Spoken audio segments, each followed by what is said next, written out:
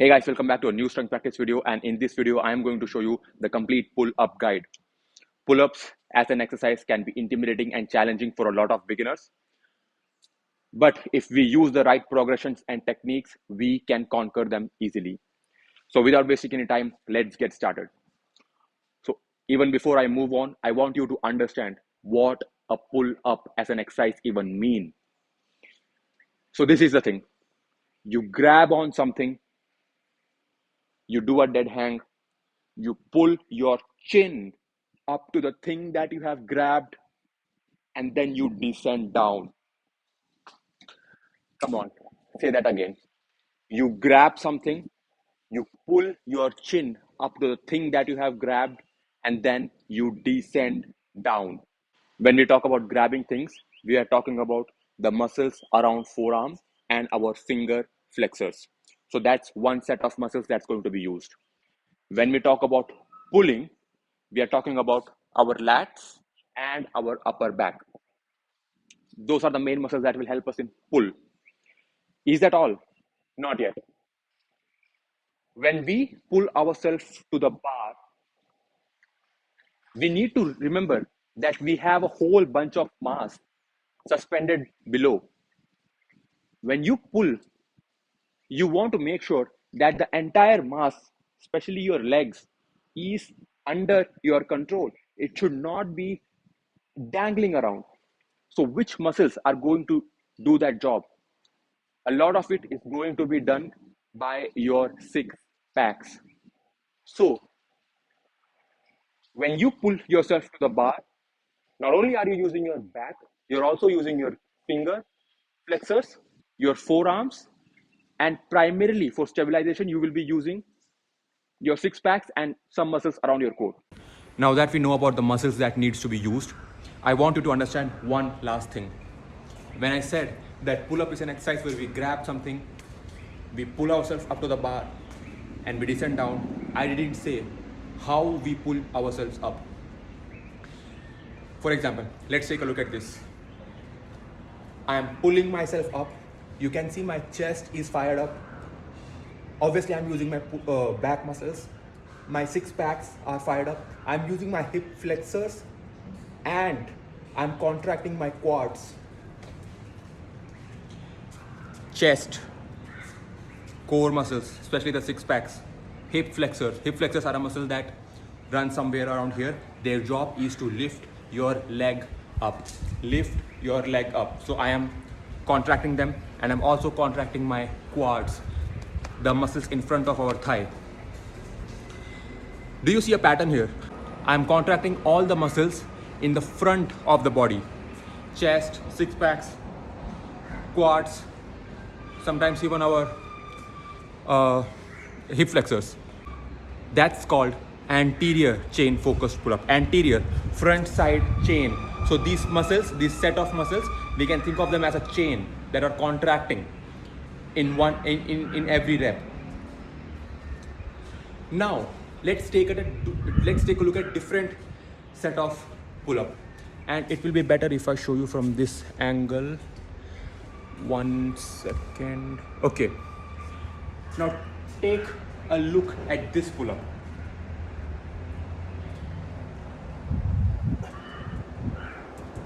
Do you see that? It's a bit harder, but do you see a difference here?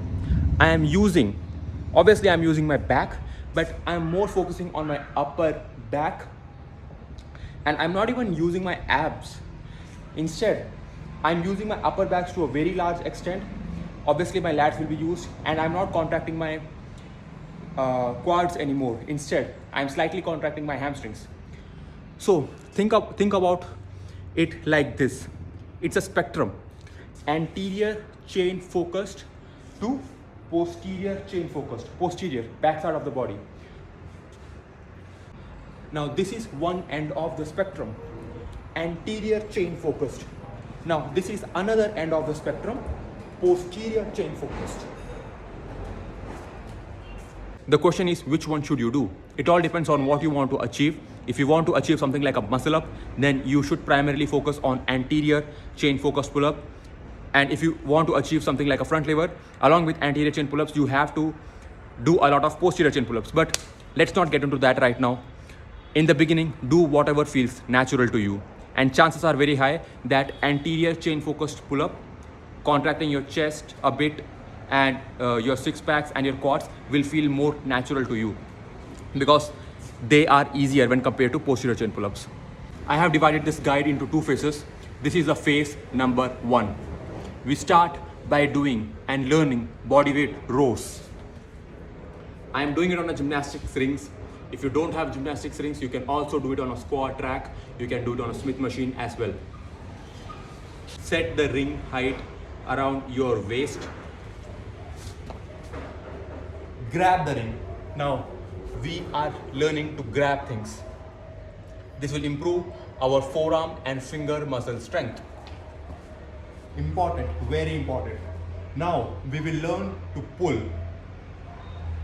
You first start by retracting, pulling your shoulder blade, and then 1, 2, drive your elbows back, hold, and 1, 2. Pull your shoulder blades back and down,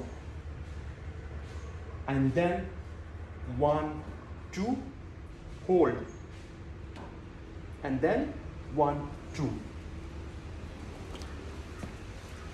You have to remember to drive your elbows back. Drive your elbows back, because if you don't remember this cue, we end up using our biceps a lot to pull ourselves to the bar or to the rings. We want to pull, when we are preparing for a pull-up, we want to pull like this, like driving the elbows back. We don't want to pull like this.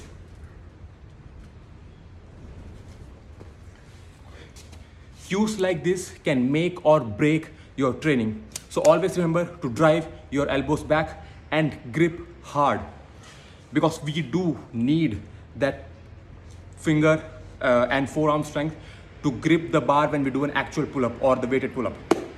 You can make this easier or harder by changing the elevation of the ring. With the ring slightly up, it's much more easier. You can use an elevation that fits best for you in the beginning, and you need to get around 12 reps. Now, why I talk about 12 reps, and when I say a rep, I mean 2 seconds up, hold, 2 seconds down. The reason why I talk about 12 reps is because we want to have contact with the ring for longer period of time so that we can develop that grip strength. If you keep doing 5 reps, 4 reps, your contact time with the ring is going to be very less, and you might miss out on chances of developing good finger and forearm strength. That's one exercise of phase 1. Let's take a look at the other exercise. Bodyweight rows were to improve your grip and your back muscles that help you pull. Now we go ahead and train a bit of our abs. Get a bench or a floor. Lie down. Make sure you don't have a gap between your lower back and the bench. Close the gap. Now slowly extend your legs. Come up. Extend. Hold, and remember that I am bending my knees. I am not keeping my knees straight. That will make it too hard for a beginner. So bend your knees, close the gap, down, hold, up, down, hold, up, always closing the gap. I'm not leaving it open. Hold, up. This is a great exercise for beginners. You can go and target for around 8 reps. 2 seconds down, hold for 1 or 2 seconds, and then 2 seconds up. That should be more than enough. Now we already know how, so these are the 2 exercises that needs to be used in phase 1. As you get better at your body weight rows, you can even start putting on some weights and then start doing your body weight rows. and then you can simultaneously you will get better with your ab strength as well.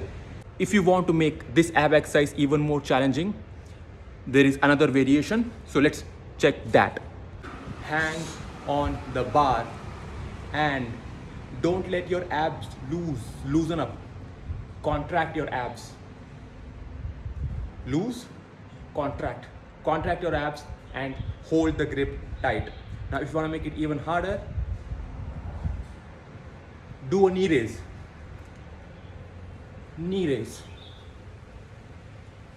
Raise. That's all you need in the phase 1.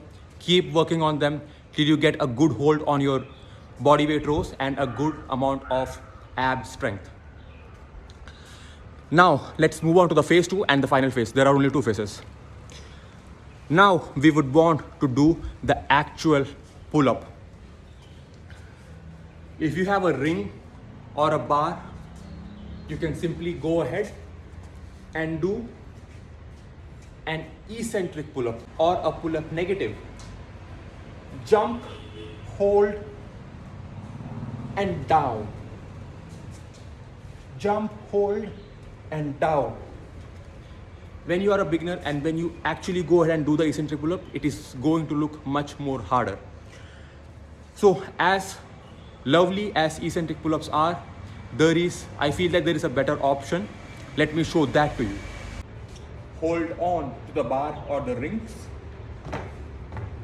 Place your feet on the chair, and right now I'm holding the bar, and with all the body weight rows and ab work and hanging work that you did in phase 1, this will be easy for you. Now what you need to do is pull up. When you pull up, it will be easier because you have already deloaded the weight of your legs on the chair. Chair will take care of half of your weight or a lot of your weight. You just need to pull up. But if it is difficult for you to pull up, give some assistance with your quads.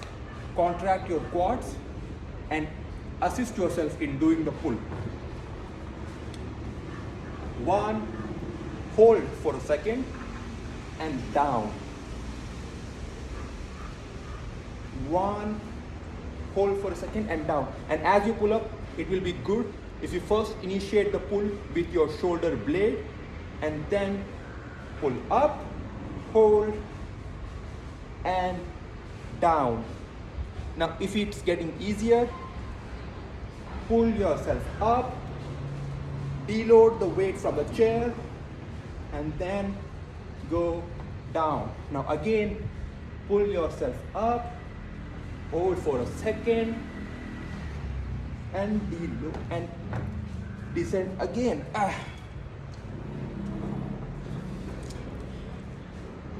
This method will help you make a lot of progress. I can already feel some burn in my grip and forearm.